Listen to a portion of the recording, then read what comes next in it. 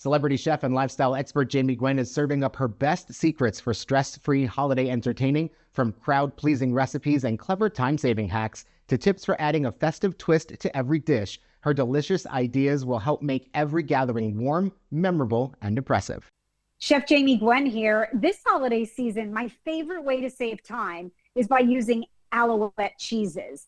They're chef inspired, they're creamy and flavorful. You can put them on a plate straight from the fridge, plus they're resealable to keep the cheese fresh and delicious. Make a bite-sized app like my steak crostini with a smear of Alouette garlic and herbs soft spreadable cheese, or wow, with this warm double creme brie with cranberry chutney, pistachios, and honey. Look for Alouette in the deli aisle. A great staple to have on hand when entertaining is olives, and I am a Pearls olives fan because not all olives are created equal. This is my charcuterie tree with all the festive flavors of the season: salami and crackers, fruit and nuts.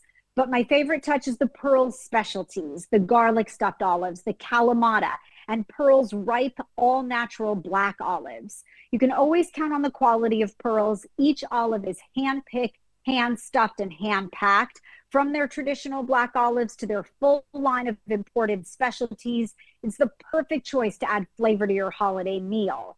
And if you want to dress up your table this year, why not make an edible centerpiece? I'm making this donut wreath. I use sour cream cake donuts, my favorite, on a foam wreath with toothpicks to adhere them, and then fresh cranberries and a little bit of greenery.